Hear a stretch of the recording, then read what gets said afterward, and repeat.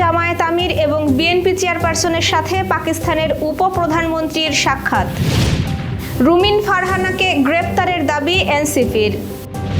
BNP নেতা ফজলুর রহমানকে show cause. যশোরের ৬টি সংসদীয় আসনের সীমানা অপরিবর্তিত রাখার দাবিতে জামায়াতের গণমিছিল। বাগেরহাটে ৪ আসন পুনর্বহালের দাবিতে সর্বদলীয় অবরোধ। সাফ নারী অনূর্ধ্ব ১৭ চ্যাম্পিয়নশিপে নেপালকে সহজেই হারালো বাংলাদেশের মেয়েরা। দর্শক, আমাদের রাতের আয়োজনে আপনাদের সাথে আছি আমি স্বপ্না দেবনাথ। শুনছিলেন প্রধান শিরোনাম। বিস্তারিততে যাওয়ার আগে আপডেট খবর পেতে গ্রামের কাগজের ইউটিউব চ্যানেল সাবস্ক্রাইব এবং ফেসবুক পেজ ফলো করে রাখুন। আজ প্রধান উপদেষ্টা জামায়াতের আমির এবং বিএনপি চেয়ারপারসনের সাথে সৌজন্য সাক্ষাৎ করেছেন পাকিস্তানের উপপ্রধানমন্ত্রী ও পররাষ্ট্রমন্ত্রী ইশাক দার। সকালে বাংলাদেশ পাকিস্তান পররাষ্ট্র মন্ত্রী পর্যায়ের দ্বিপাক্ষিক বৈঠকে একটি চুক্তি ও 5টি সমঝোতা স্মারক শেষে বিকেলে ও সন্ধ্যায় তিনি আলাদাভাবে এই সাক্ষাৎ করেন। বিকেলে ঢাকায় রাষ্ট্রীয় অতিথি ভবন যমুনায় প্রধান উপদেষ্টার সাথে সাক্ষাৎ করেন পাকিস্তানের পররাষ্ট্রমন্ত্রী। প্রধান উপদেষ্টার প্রেস উইং থেকে পাঠানো এক বার্তায় এ তথ্য জানানো হয়। দুপুরে আন্তরিক ও সৌহার্দ্যপূর্ণ পরিবেশে রাজধানীতে জামায়াত আমিরের বাসায় ঘণ্টাব্যাপী বৈঠক অনুষ্ঠিত হয়। সাক্ষাৎকালে পাকিস্তানের উপপ্রধানমন্ত্রী ইশাক দার জামায়াতের আমির ডাক্তার শফিকুর রহমানের সঙ্গে কুশল বিনিময় করেন। তিনি জামায়াত আমিরের স্বাস্থ্যের খোঁজখবর নেন এবং তার দ্রুত আরোগ্য কামনা করেন। আমিরে জামায়াত পাকিস্তানের উপপ্রধানমন্ত্রীর সৌজন্য সাক্ষাতের জন্য আন্তরিক ধন্যবাদ জানান।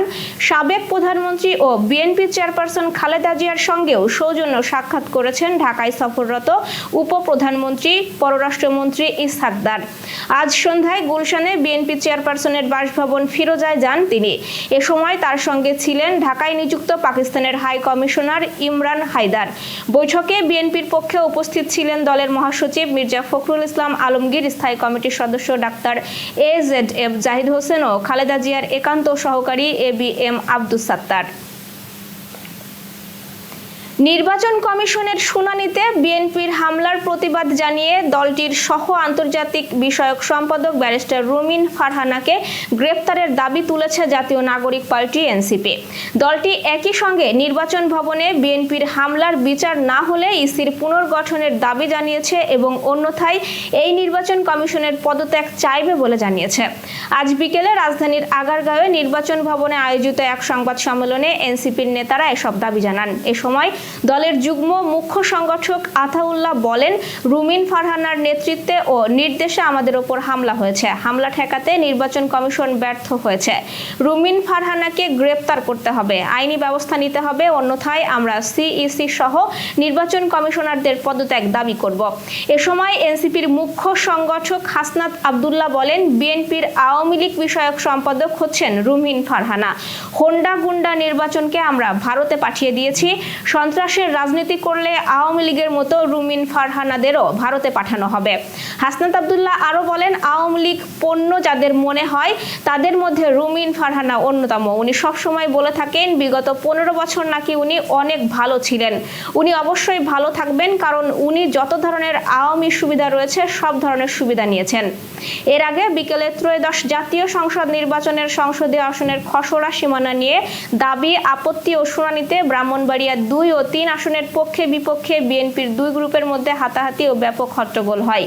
বিএনপির সহ আন্তর্জাতিক সম্পাদক ব্যারিস্টার রুমিন ফারহানার সমর্থকদের সঙ্গে প্রতিপক্ষের সমর্থকদের এই সংঘর্ষের ঘটনা ঘটে। পরে শোনা যায় বিএনপির পাশাপাশি এনসিপি নেতৃবৃন্দের সঙ্গেও ঘটেছে একই ঘটনা। জুলাই আগস্ট গণ অভ্যুত্থান নিয়ে ক্রমাগত বিতর্কিত ও বিভ্রান্তিকর মন্তব্য করায় বিএনপি চেয়ারপারসনের উপদেষ্টা অ্যাডভোকেট ফজলুর রহমানকে কারণ দর্শানোর নোটিশ দেওয়া হয়েছে। আজ বিএনপির কেন্দ্রীয় দপ্তর থেকে তাকে কারণ দর্শানোর নোটিশ পাঠানো হয়। আগামী 24 ঘন্টার মধ্যেই নোটিশের লিখিত জবাব দেওয়ার জন্য বলা হয়েছে। বিএনপির কেন্দ্রীয় দপ্তর সূত্র জানায়, কারণ দর্শানোর নোটিশে বলা হয়েছে, আপনি জুলাই আগস্ট ঐতিহাসিক গণ অভ্যুত্থান নিয়ে ক্রমাগত কুরুচিপূর্ণ ও বিভ্রান্তিকর বক্তব্য দিয়ে আসছেন এবং আত্মদানকারী শহীদদের নিয়ে যে বক্তব্য দিচ্ছেন তা সম্পূর্ণরূপে দলীয় আদর্শ ও গণ অভ্যুত্থানের চেতনার পরিপন্থী। এর আগে বিএনপির চেয়ারপারসনের উপদেষ্টা অ্যাডভোকেট ফজলুর রহমান এক অনুষ্ঠানে জুলাই আগস্ট আন্দোলনে সম্পৃক্ত সবাইকে জামায়াত শিবির বলে উল্লেখ করেন। শোকজের বিষয়ে ফজলুর রহমান গণমাধ্যমকে জানিয়েছেন, তিনি এখনো কোনো চিঠি পাননি। এবার যশোর সহ আঞ্চলিক সংবাদ। যশোরের 6টি সংসদীয় আসনের সীমানা অপরিবর্তিত রেখে আগামী জাতীয় সংসদ নির্বাচনের দাবিতে বাংলাদেশ জামায়াতে ইসলামী যশোর জেলা শাখার উদ্যোগে শহরে গণমিছিল হয়েছে। আজ বিকেলে জজ কোর্ট মোড় থেকে মিছিল বের হয়ে শহরের বিভিন্ন সড়ক প্রদক্ষিণ করে চৌরাস্তার মোড়ে গিয়ে শেষ হয়। গণমিছিলের আগে বক্তৃতা দেন জেলা আমির অধ্যাপক গোলাম রসুল সহ অন্যরা। এছাড়াও প্রধান নির্বাচন কমিশনার বরাবর যশোরের সিনিয়র জেলা নির্বাচন কমিশনারের কার্যালয়ে গিয়ে নেতৃবৃন্দ স্মারকলিপি প্রদান করেন। যশোরের 6 কেশবপুর সংসদীয় আসনের সীমানা অপরিবর্তিত রেখে আগামী ফেব্রুয়ারির প্রথমার্ধে জাতীয় সংসদ নির্বাচনের দাবিতে মানববন্ধন করেছে বিএনপি। আমাদের প্রতিনিধি কামরুজ্জামান রাজু জানিয়েছেন, আজ দুপুরে উপজেলা ও পৌর বিএনপির উদ্যোগে কেশবপুর প্রেস ক্লাবের সামনে মানববন্ধন হয়। মানববন্ধনে বিএনপি ও অঙ্গ সহযোগী সংগঠনের শত শত নেতাকর্মী অংশ নেন। বক্তব্য দেন উপজেলা বিএনপির সাধারণ সম্পাদক প্রভাষক আব্দুর রাজ্জাক, পৌর বিএনপির সভাপতি আব্দুস সামাদ বিশ্বাস, উপজেলা বিএনপির সহ সভাপতি আলাউদ্দিন আলা সহ অন্যরা। এর আগে এই আসনের সীমানা অপরিবর্তিত রাখার দাবিতে কেশবপুর উপজেলা বিএনপির সভাপতি আবুল হোসেন আজাদের নেতৃত্বে যশোর জেলা নির্বাচন অফিসে স্মারকলিপি দিয়েছে বিএনপির নেতৃবৃন্দ। বাগেরহাট জেলার 4টি সংসদীয় আসন পুনর্বহালের দাবিতে সর্বদলীয় কমিটির উদ্যোগে আজ সকাল থেকে সন্ধ্যা পর্যন্ত ঢাকা খুলনা মহাসড়ক অবরোধ করেছে আন্দোলনকারীরা। আমাদের মোল্লাহাট প্রতিনিধি মাহফুজুর রহমান চৌধুরী এবং মোরেলগঞ্জ প্রতিনিধি গণেশ পাল এ তথ্য জানিয়েছেন। মোল্লাহাটে বিভিন্ন এলাকা থেকে মিছিল নিয়ে হাজারো মানুষ সকালে উপজেলা সদর ও গুরুত্বপূর্ণ সড়কে জড়ো হন। পরে তারা মহাসড়কে ব্যারিকেড দিয়ে 8 ঘন্টার জন্য যান চলাচল বন্ধ করে দেন। অবরোধের কারণে সকাল থেকেই ঢাকা খুলনা মহাসড়কে সব ধরনের যানবাহন চলাচল বন্ধ থাকে। এতে দূরপাল্লার বাস, ট্রাক ও স্থানীয় পরিবহন সম্পূর্ণ অচল হয়ে পড়ে। চাকরিজীবী, যাত্রী ও ব্যবসায়ীদের ভোগান্তি চরমে পৌঁছায়। মোরেলগঞ্জের 90 রশি ও ছোলমবাড়িয়া বাস স্ট্যান্ড থেকে দূরপাল্লার ঢাকা চট্টগ্রাম সকল যাত্রীবাহী পরিবহন সহ বাস চলাচল বন্ধ থাকে। নৌপথে লঞ্চ, স্টিমার কোথাও ছেড়ে যায়নি। এ সময় সংক্ষিপ্ত পথসভাও হয়েছে। এতে বক্তৃতা করেন সর্বদলীয় সংগ্রাম কমিটির আহ্বায়ক, উপজেলা বিএনপির সভাপতি শহীদুল হক বাবলু সহ অন্য নেতৃবৃন্দ। Renaissance hospital and diagnostic centre. রেনেসাতেই মিলছে কম খরচে উন্নত সেবা। তাই নিশ্চিন্তে আমাদের সেবা নিন, সুস্থ থাকুন।